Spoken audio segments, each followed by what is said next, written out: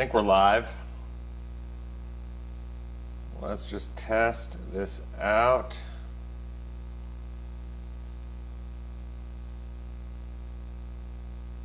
Says it is waiting on me, but I'm trying this out. All right. Looks like we are getting ready to go live. Here we go. So here we go. Hey guys, sorry, I just getting some technical issues handled there, but excited to get into this. So I got behind me the board. I've got all the CPI numbers up. I wanted to go through the information of everything that's released today. If you're not living under a rock and you're just waking up, you're seeing that the inflation has hit the highest that it's been since the early 80s. Things are kind of, I don't know, there's areas where things are getting out of control. There's areas where things are actually kind of coming back to normal. A lot of people are out there saying that we hit peak inflation a couple months ago, and then last month it got worse. This month it's getting even worse. So I think, you know, what I want to do in this video is really cover, I'm going to go through the breakdown. I'm going to go through line by line, page by page, kind of briefly of the CPI report to go through and kind of show kind of some areas that I'm noticing where there are, I guess, a little bit runaway inflation and then other areas where it's actually kind of coming back to normal, and showing you kind of, I don't know, how that maybe impacts your life in different ways. Now, the other thing, and the reason this is so important, the reason that I'm doing this report is because of the fact that the bottom line is there's opportunities in every environment, right? Like, I'm a big believer that this inflationary environment that we're living in, if you go back to the late 70s and early 80s when Paul Volcker had to come in and raise rates up, and you know, we had runaway inflation, and most people don't realize that we're at 9.1% inflation now, and I'm going to get into that, but during the 70s, I mean, inflation was an average of almost 9%. So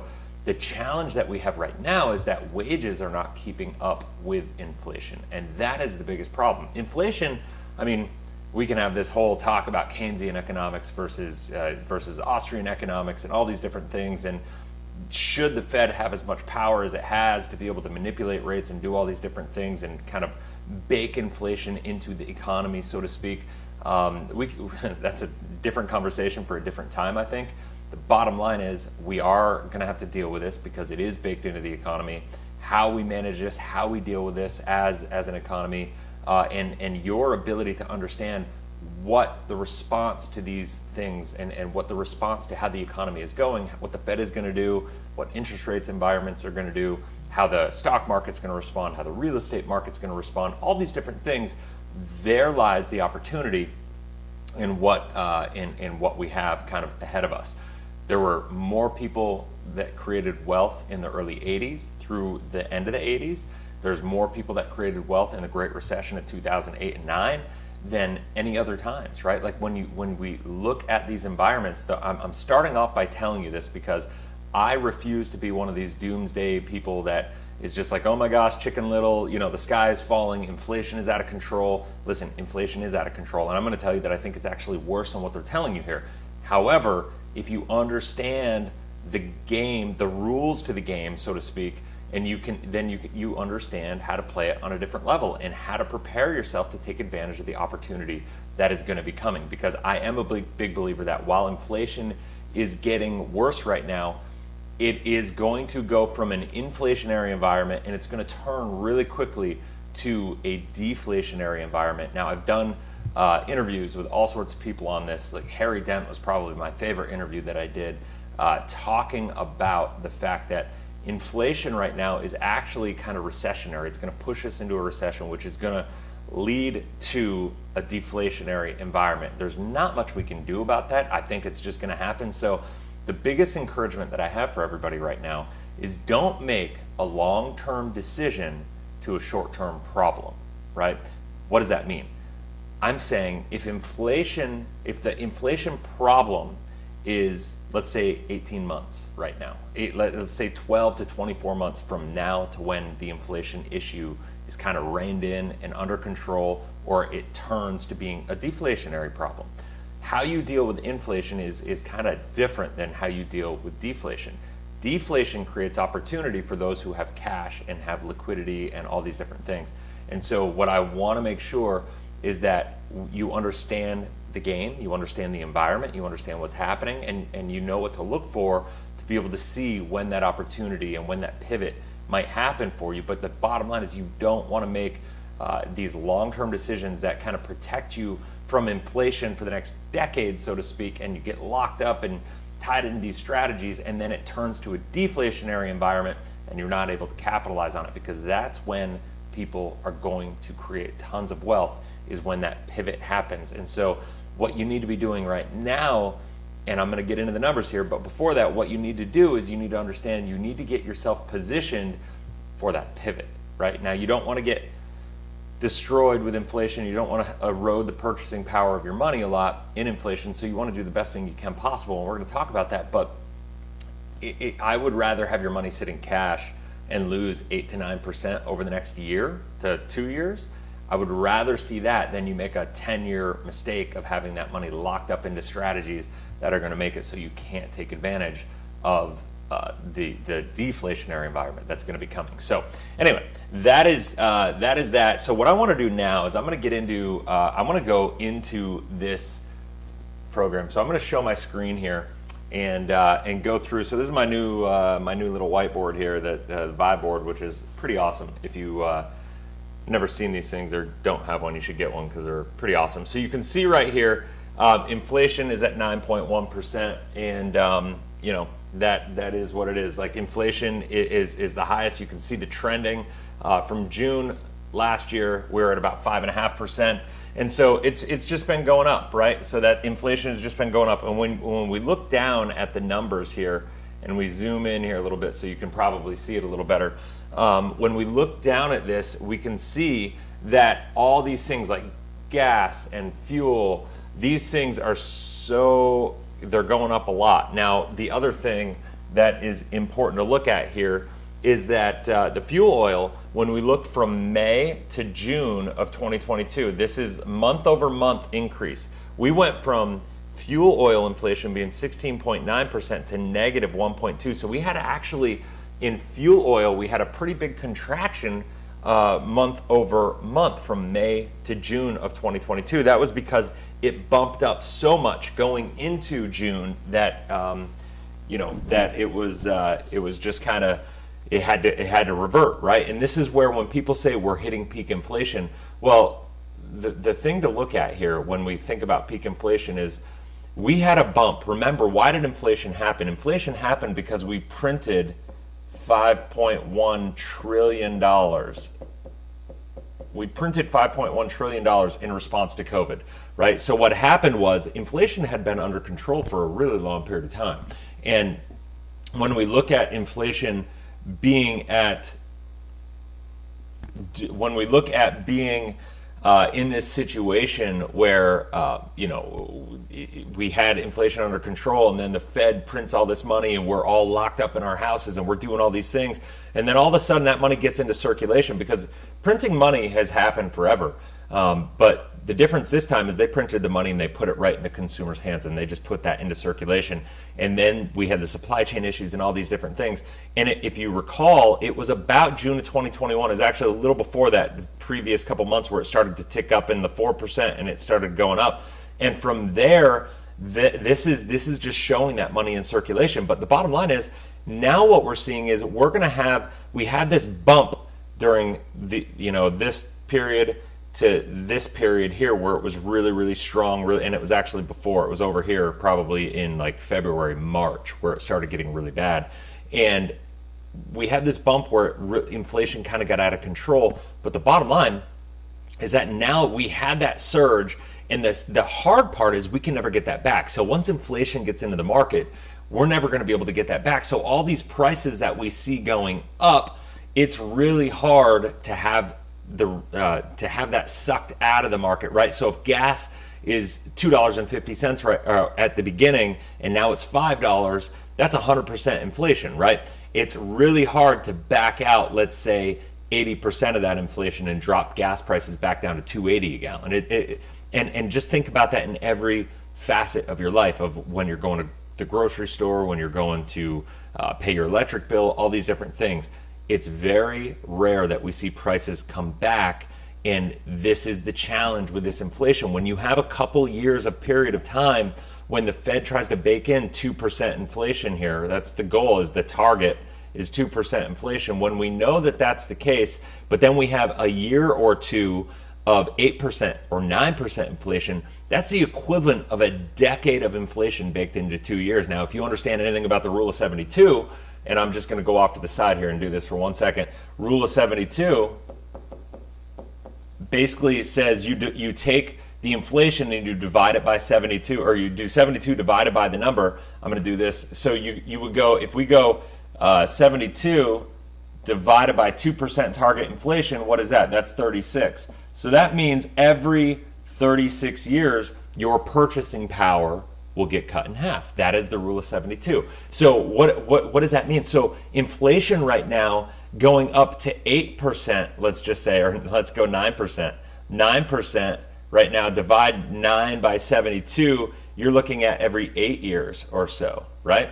And so every 8 years, your purchasing power, that means if you make $100,000 this year, 8 years from now with 8% inflation, if it were to consistently persist over the next 8 years, you would have to earn $200,000 just to maintain your same standard of living, right? That is the problem. That is why we focus so much on this. Now, once again, I don't think that's going to be an issue. I don't think we're going to be running into this. I think we're running into an inflationary environment for the next 18 months or so, maybe 2 years, maybe even a little less, honestly. I'm not going to sit here and tell you I can pick what that's going to look like. Actually, I'm going to pop back over here because I want to talk for a sec. So I'm not going to sit here and tell you that I can pick that out and I know what that's going to look like. But what I can tell you is that we're in this situation where I believe you need to be able to navigate what you do with your personal finances from the perspective of you win either way, right? You want to put yourself in a position where you're protected against inflation, but you also want to be prepared for deflation, and you want to be nimble, you want to be liquid, you want to be able to pivot once again when that happens very quickly. And so anyway, let's go to the next page. Let's get into some numbers here. Actually, I'm going to go here. I'm going to scroll down to the right pages here. Let's take a look at some of this fun stuff. Fun stuff. I'm such a nerd. So, all right. So we got this covered. So you can see here the food. This is the thing. And I'm going to do a separate video on this because I just started thinking about this. Is like inflation at 9%, right? 9.1% is what inflation is right now, and that's kind of it's kind of laughable to me because when you look at this, I mean, if you calculate inflation according to the late 70s average, and this was as of a couple months ago, inflation, according to the 1979 calculation, inflation was 15.5%, right? And if you go to shadowstats.com, you can find this information based on those numbers. So now that it's at 9%, my guess is and I haven't looked this up, but I'm just kind of going, my guess is it's probably in the 18% range right now based on 1979's calculations. Now what they've done is they've changed the calculation for inflation. They've added in hedonics, they've added in a lot of different variables, and hedonics is basically saying, well, if inflation goes up 10% and your quality of life goes up 10%, well, there's not really any inflation there, right? That's what they're saying. And so, which to me is just kind of a joke because it doesn't really work that way. But when we look at where we are right now, I think the biggest problem is we're in a more of a stagflationary environment. The 9.1% is one problem with inflation, but when wages are not keeping up with the growth of inflation, your cost of living goes up and your standard of living has to go down because there's a gap that's growing, and that gap compounds against you. And when we understand compounding interest, and we talk a lot about compounding interest on this channel, when we understand compounding interest, we understand that if you look at inflation compounding against you, it's a really, really negative thing. And so we want to make sure we're prepared for that. And so when we look at the food here, this, and I'm going to do a separate video, like I said, on this, because I'm very curious to see, like, if we were to go to the grocery store and break it down, and I can go down later in this document, it shows what it is item by item by item, what inflation looks like. This is more of a summary page, but you can see here, month over month, food is not so bad. I mean, yes, 2%, I shouldn't say it's not so bad. 2% for cereals and stuff. You annualize that out. The way you look at that is you annualize that out. It's like 25% per year, right? So that's a lot of inflation month over month. Anything you see, at 1%, that you annualize that out. That's 12%, 12%, 14% there. Like, so these are big numbers still, right? Like, these are big inflationary numbers. The negative 0.4 is on meats, poultry. So that means month over month they shrank, they contracted, right? That's a good thing. In a way, I mean, at least it makes things more affordable for people. But you can look here. So I want to show this motor and fuel, gas prices. These numbers right here are all really big, and month over month right here, you can see they're still going up. Now, last month the Fed raised the federal funds rate to 75 basis points. When we look at the increase to 75 basis points, it's kind of crazy, that these numbers are still going the way that they are. Now, full, I guess, transparency on my end, what I believe is going to happen now based on what we've seen. Remember, these are the June numbers, and we've seen a lot of things happen since June that are not bullish on the market, and so we've seen a lot of prices come back. If you just look around your local neighborhood, at least here in Arizona, and I've seen throughout the country, gas prices have come down a little bit, so that makes it much more tolerable. But for people, and I think these numbers are going to regress, and so I think next month, because these numbers have gone down in the past month, I think July, unless we see a real bump at the last part of the month here, I think we're going to see lower inflation next month, ironically. But this goes back to what I was talking about earlier, was where when we printed all that money and we had these big surge of inflation at the beginning,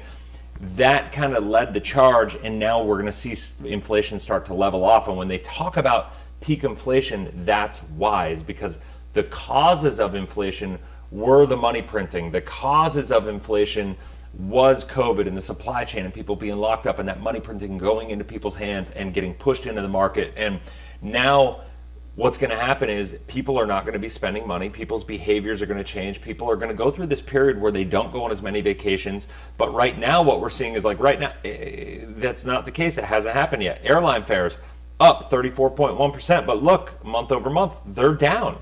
They are actually reverting a little bit. Now, I can tell you that the airline fares are kicking my butt right now when I'm flying to Dallas and when I'm flying to Miami and going to these events that I'm going to and to speak and whatnot. It's, I mean, it's not the end of the world, but like a ticket that was costing $300 is now costing $800. I mean, no joke. The struggle is real. And for people that are looking, more importantly, if you're looking to go on vacations and you have a family of 5 and you were paying $300 a ticket, well, now you're talking about $1,500 in airfare to go on vacation.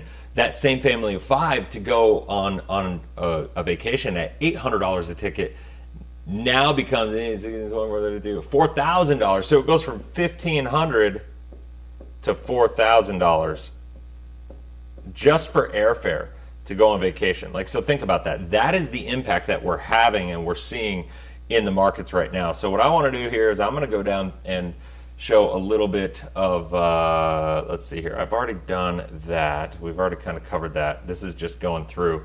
Oh yeah, so check this out. So let's go into, this is kind of happening. So when we look at the new vehicles and the used vehicle market right now, the year-over-year inflation is down to 11.4% and 7.1% for new vehicles and used vehicles. Now, this was an area that saw massive inflationary growth. The new cars, if you remember this, new car inflation was upwards of 40%, and the used car inflation got up to 60% at one point in time.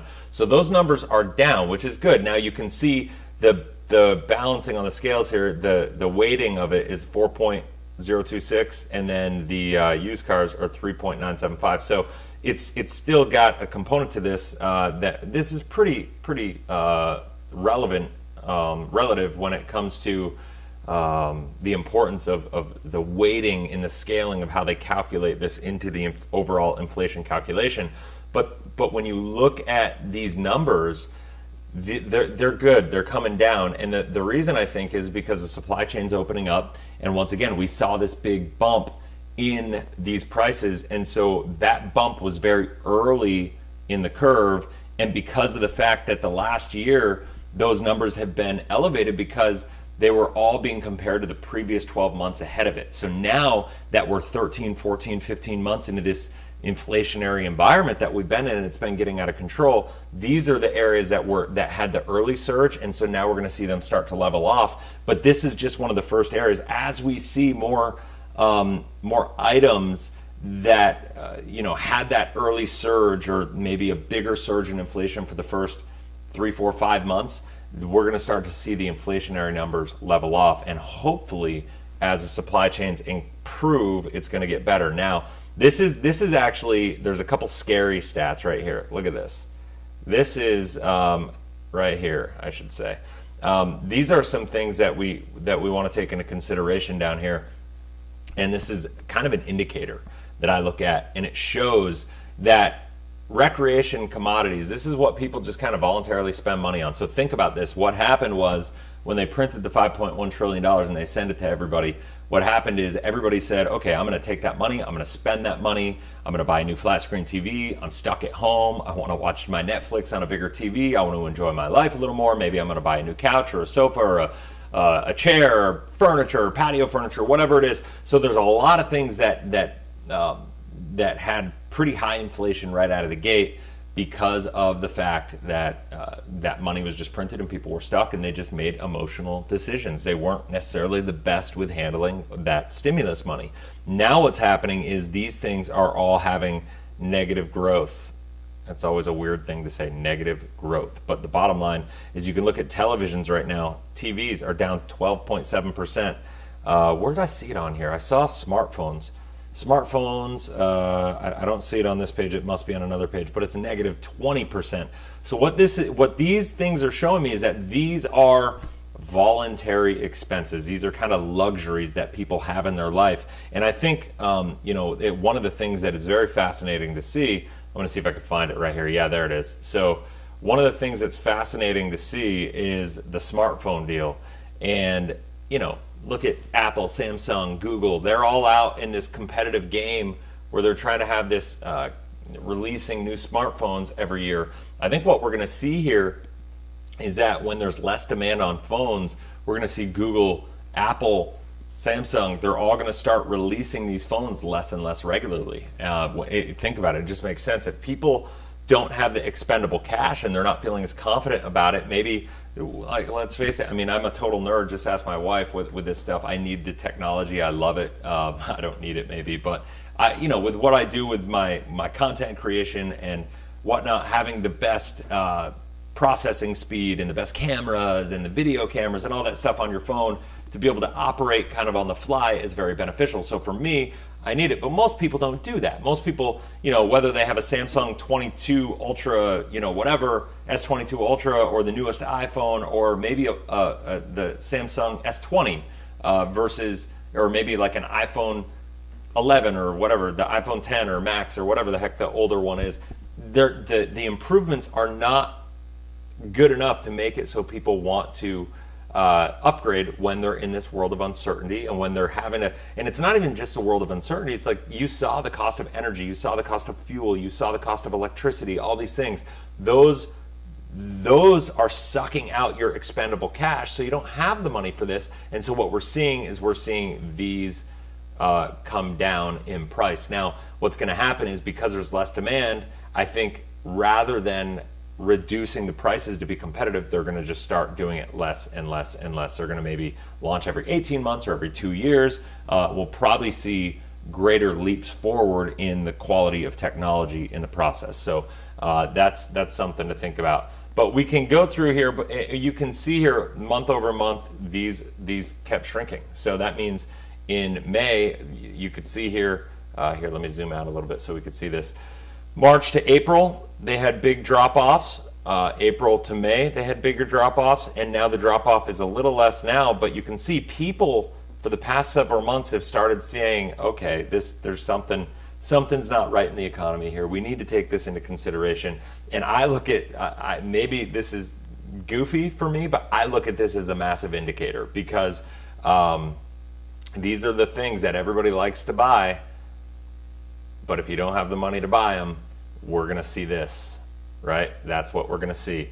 And to me, this is just one of those indicators that everybody spends their money on. Everybody in the world has a smartphone, and everybody likes to have the newest upgraded technology, especially with social media and all that stuff, right? So when we're seeing that, I take that very, very, very seriously.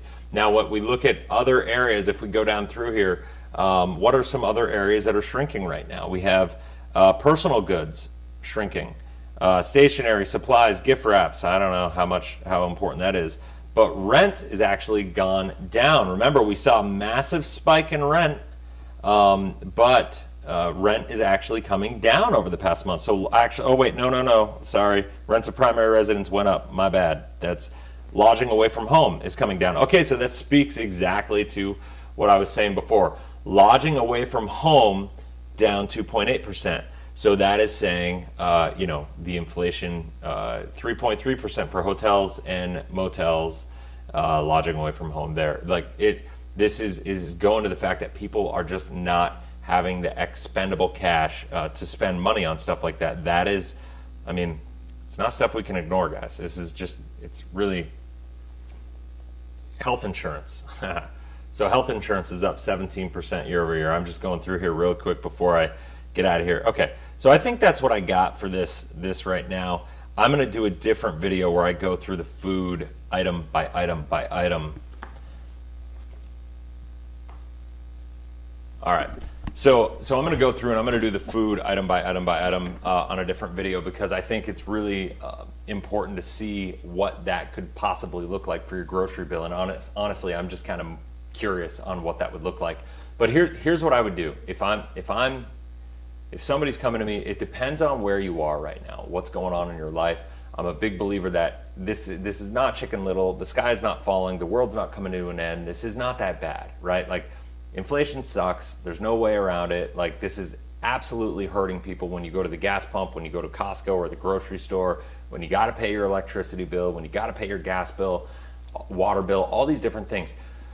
It has a negative impact in your life. And when you look at the fact that the average family is less than $400 a month away from insolvency, these are scary numbers, and there's no doubt about it, especially with wage growth not keeping up with the inflation. Now that leads to the stagflation. But here's the deal. What I would do is prepare for the transition, because when this goes from inflation being the concern to deflation being the concern, it's going to happen fast, and your ability to capitalize on that market, you're going to have a smaller window. And so what I'm looking at here is I'm saying, okay, what can you do over the next 6 to 24 months to prepare yourself for this pivot? What can you do to prepare yourself to make sure you're taking advantage of opportunities? Because there's money to make in every environment. I'm a big believer in real estate. It's one of the reasons I wrote my book, Cash Flow Hacking, is teaching people how to get out of the markets, how to invest for cash flow to have more control of their life and reach financial freedom faster. Now, with that said, how do you do it? If you have a lot of liquid cash right now, your strategy is going to be different. You want to get it safe, you want to keep it liquid accessible, and you want to keep it in guaranteed accounts where you're not at risk of all the market volatility. Are you going to be able to beat inflation and keep that liquidity and do it in the most efficient way? The answer is no. You're going to have to take a little inflationary risk over the next short period of time. But once again, don't make a long-term decision based on a short-term problem, right? And so when you look at it from that perspective, I want to keep that money liquid, accessible, controllable, and then be able to prepare. So if I have a lot of cash, that's what I'm doing. Now, if I don't have a lot of cash, maybe you're one of those families and you're in the majority and you're in a situation where you don't have a ton of liquid, accessible capital right now, and you're just worried about like how all this stuff is impacting you. You're worried about how are you going to pay your bills? How are you going to get through this? The answer is go invest in yourself, build a skill. The real estate investing, for instance, there's going to be so much opportunity. The world of tax deeds, tax lien auctions, overages, wholesaling, stuff like that. There are so many different ways that you're going to be able to make money with zero money, right? So this is the people who are going to be able to grind and hustle, that have developed a skill for themselves, those are the people that are going to see just catapult their wealth potential, just catapult forward. What you do between now and then is going to be the difference of whether you win or whether you lose. And there is going to be a massive opportunity for every single person, because we are going to see a wave of foreclosures. We are going to see repossessions of vehicles. We are going to see all these negative things that are going to happen in the economy. But the challenge is those are happening because 95% of people are not prepared for what's coming. So if you can put yourself in the 5% of people that are prepared, or even if you're not financially prepared, you're intellectually prepared and mentally and emotionally prepared to put in the work and do the grind and to be able to identify the opportunities when they present themselves, and build your network of people that maybe have that money, right? Because the people that have the money a lot of times don't have the time. So if you can build your network and get into a community that gets you prepared for that, that's what's going to help you basically insulate yourself and not just be safe during this transition, but to be able to capitalize it and to create wealth in this transition. You can either be fearful and survive, or you can thrive in this market environment. And I'm a big believer, every single person in this world has the ability to thrive if you just put the work in ahead of time. And so that's it. So hopefully you guys found this valuable. If you have any questions, make sure you comment in the comment section below. If you haven't already, make sure you subscribe, hit the bell, that way you get notified. I'm going to be putting a lot of content out on just what is going on with this, how to position yourself and prepare for this transition. And honestly, if you haven't gotten this book, I would go down in the description below. I got a link. You can go get a free copy. You can go to Amazon, pay $20 for it, or you can go get it for $8.95. Just pay for the shipping and handling, which is $8.95, and I will pay for the book and ship it to you, and you're good to go. So anyway, hope that makes sense. Hope you found it valuable. Have a blessed, inspirational day, and we'll see you on the next video. Take care.